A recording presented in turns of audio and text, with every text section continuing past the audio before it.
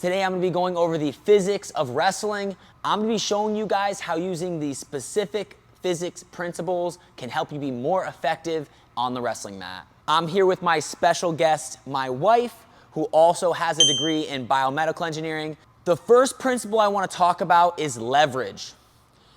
If you could think back to your playground days when you were on a seesaw, you have the middle of the seesaw, right? We call that the fulcrum. And then you have this long piece of wood that's balanced on it.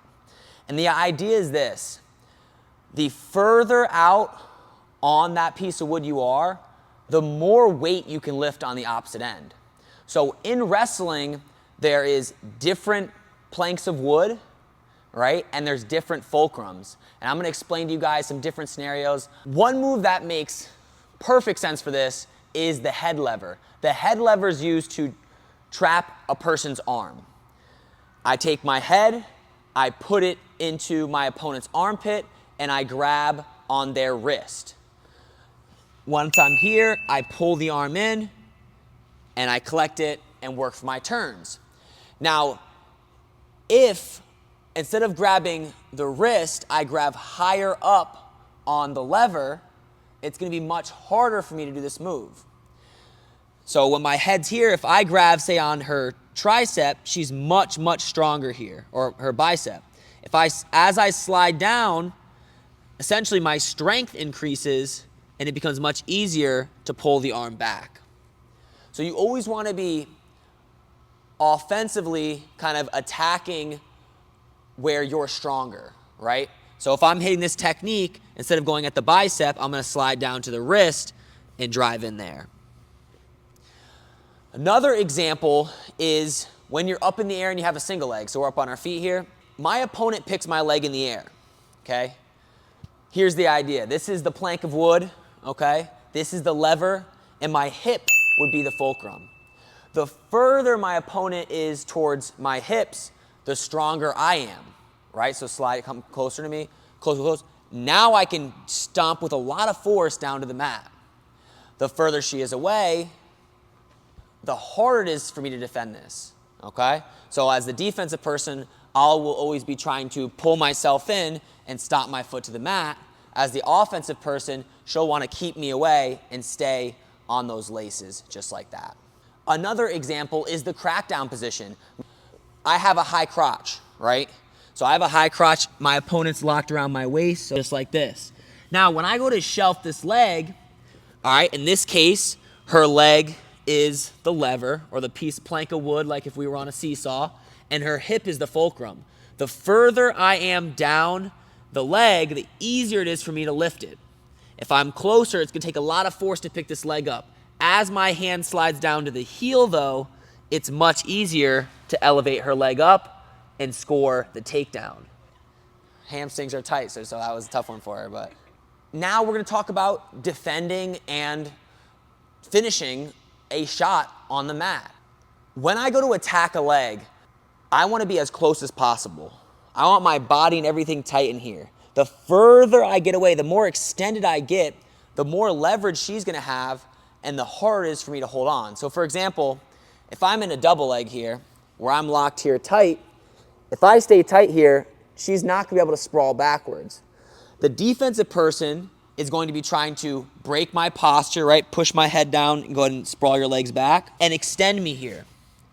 In this case, my hips, I guess, would be the fulcrum point, and the further she extends me, the weaker I become, right? The further I'm extended, the weaker I am, okay? So I want to keep everything in super tight, keep my head up. So right here, everything's strong, right? It's very easy to hold them in tight. As they break my posture, my head goes down, my head is further away from the fulcrum, my hips, the center of gravity, and then if they extend my arms out, I'm even further away, and the further I get extended, the easier it is for your opponent to defend the shot. So when you're in on those legs, you want to stay close, you want to stay tight, you want your head to stay up, your lock to stay tight to your body, your hips to stay in, and the defensive person wants you to get extended. Now, you're definitely not going to be doing these calculations in your head like, okay, what's the distance I am away from the person's arm how can I be this much stronger, force times distance equal work? It's not going to be like that. But understanding these concepts of, you know, being on the end of levers or being closer, depending on if you're offense or defense, is going to make a difference in your wrestling. And just understanding the proper positioning with a lot of these techniques. And also, you know, a big reason why I can beat bigger opponents, like I can beat my wrestlers who are 280 pounds or, you know, 250, 220 pounds, and I'm only 170, it's because I understand leverage. You know, if we go back to probably the first example we gave where your partner's on your base, go to your hands and knees, my bad. Just know the wrestling terms, right? But we go back to that head lever position, I said, the further I am down on her arm, the more strength I essentially have. So if I'm wrestling somebody who's much stronger than me, and I'm trying to go at this bicep, there's no shot I'm able to pull it in. But when I go further down, maybe even go to the fingers here, I know when I pull against a stronger opponent, you know, their arm might be stronger than my arm in like a bench pressing scenario, but because I have that leverage, I actually end up equaling with the strength. So stand back up real quick. So when we're in this shot position, when I have a leg, if I can stay in very, very close, I'm strong here. I can deal with a lot of weight and a lot of tension with this position here. But as I get extended, I get weaker and weaker and weaker because the pressure, like so if my arm's straight like here, the pressure is going down here. I can't, yeah, go ahead, push down on my hand here. I cannot resist that. But if I'm in tight here and she pushes down on my arm, I can definitely resist that. So you can withstand more strength, withstand more force, the tighter you are. So a lot of times when I'm here on a shot and the person lean on me and sprawl your legs back, I'm trying so hard to stay as close and as tight as I can here because I know if my legs get back and my body gets extended, I'm going to be very weak and I'm going to get scored on. Another position that I think is a perfect example of, you know, dealing with extending these levers and making it easier to attack the person and score points is a funk roll.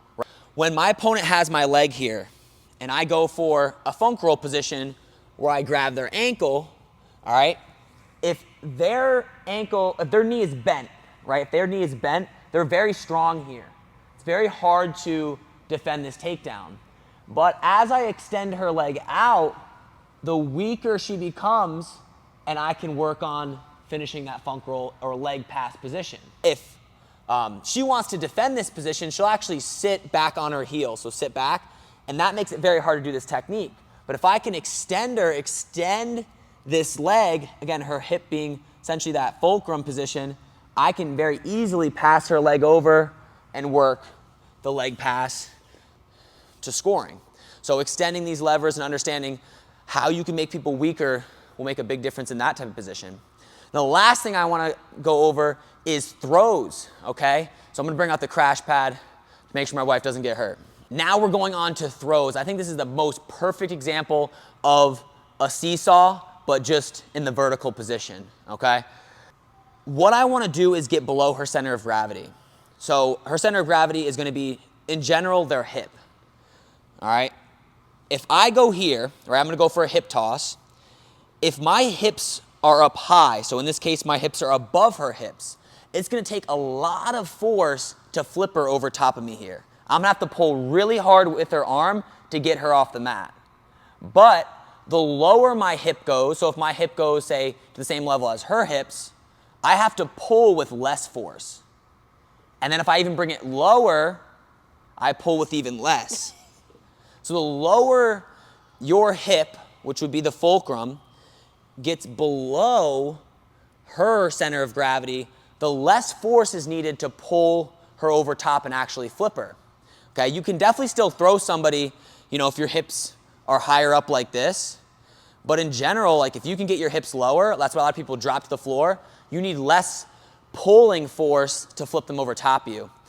So when I'm here and I go for a hip toss, I'll squat my legs so my hips are lower, and now I'm here.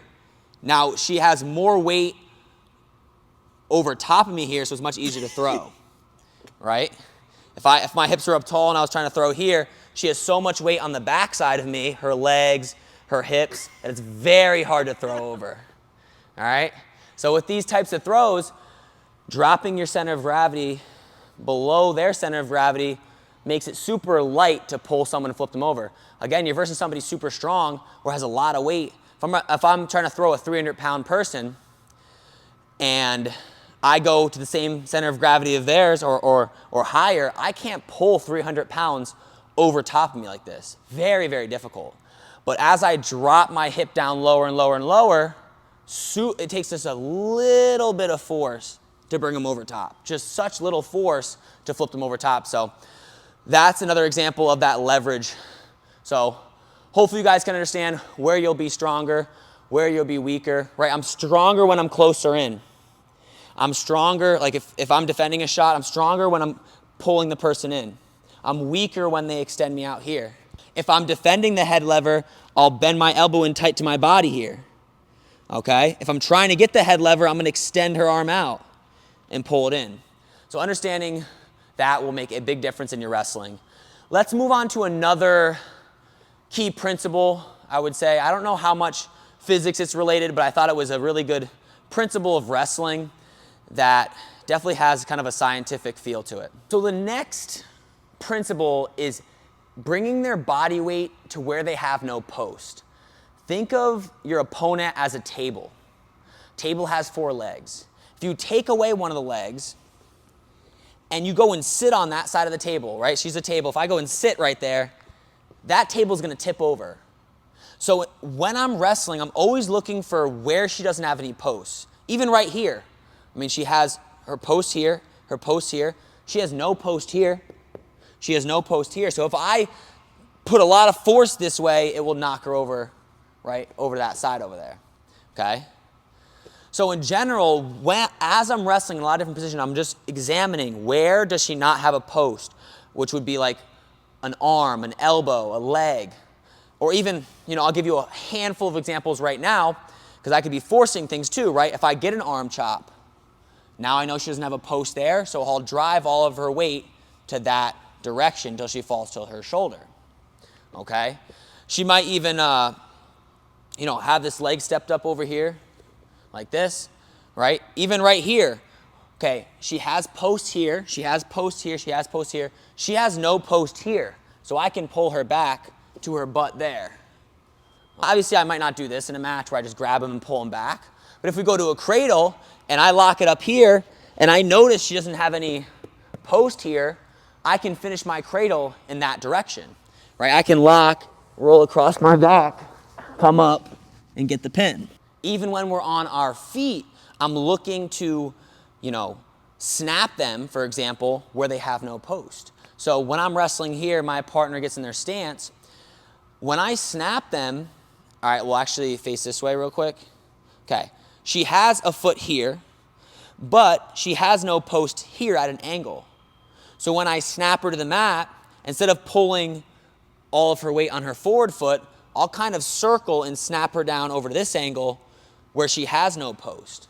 Or I might fake at this leg so she steps back, and then when she steps back, I can pull her down right to where there's no post, okay? Another example could be sucking somebody back into a crab ride position. Right? If I have my hands here and, I can't return them, I know she doesn't have a post back here. So I could just pull her right back down into a crab ride position. So understanding where they don't have posts, and especially for top wrestling, I would say it's the main thing. But even on bottom, understanding where you're vulnerable, right?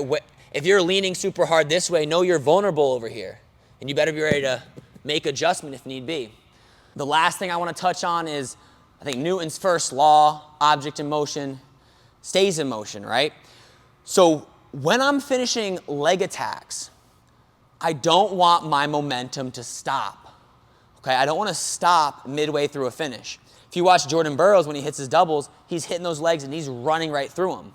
Okay? So if I try to shoot on Lauren and I stop, my momentum stops, I stop moving. So I shoot like this, boom, and I stop. It's very hard to start that momentum back, like to start my movement back again, because physically it's actually tougher to, think about pushing a car, okay? Car's stalled out. It's hard to get that car moving, but once it's moving, it's a lot easier. So when I'm hitting attacks and I'm finishing them, I don't want to stop because it's much harder to get my body and their body moving again. So when I hit a shot, I'll do it slow, but I'll do it continuously. I'm going to shoot. I'm not going to stop. I'm going to keep going through and lift through and finish, right? I'm not going to pause. If I go for a single leg, right, I'm going to sweep over to here, immediately pop up to my feet and drive and finish the takedown. Do not pause on your finishes. And then it goes, same thing for the other way, right? If I'm finishing a shot, I have to stop the momentum, right? This is a perfect example with throws or double legs. If you get rolled through as you're finishing takedowns, you need to do a good job of stopping your momentum. So drive through your finishes, don't pause, but once you've finished, stop the momentum. So for example, I'll show it with a throw because that's probably the easiest example, all right? You're going to kind of fall to this shoulder. I'm going to go slow, okay? So I'm going for my headlock here, and I'm pulling. I'm using all my momentum. We're going down to the mat here. Once we fall, if I don't stop the momentum, I'm going to get rolled over this way. I'm going to get rolled over to my back over there. So right when we fall, my hips are going to fall down to this side over here. Right? I've got to stop. I might even post too. Post. You got to be able to stop your momentum. I'll show you one other example with a double leg. So as I go to finish a double leg, we'll go here. As I go to finish this double leg, and she's falling over, I cannot allow myself to get rolled. I've got to stop, sprawl my legs back. So I want to not only explode through my finishes, but stop my momentum once I finish, or you'll be vulnerable to getting, defensively countered. And I'll show you one more example, again with throws. It's hard to throw somebody if they're stationary. If they're on 2 solid feet, it's hard to throw them. So we always want to off-balance them first, start the momentum going before we go into our throws. So if my opponent is here, and I go for a throw, when I go for a throw, I want you to kind of lean your hips in and stop me from throwing you. So when I go for a throw, it's tough, very tough. But before I throw, if I can start that momentum going, if I can start her moving into me, then it's going to be much easier to get the throw. If I can start her coming into me, then you're just going to be able to launch it, right? So those are my kind of 3 examples of physics in wrestling. You've got leverage, which I would say by far is the #1 thing. You've got taking people where there's no post, right? If you see an opportunity where they don't have anything posting, it doesn't matter how strong they are. If you drive in that direction, they don't actually have anything to stop it, right? There's no arm, there's no leg. So look for opportunities where there is no post. And the third thing is understand momentum. Understand when to keep the momentum going and when to stop the momentum when you're defending shots. So I'll see you guys in my next instructional, and feel free to comment below on what you guys want to see next.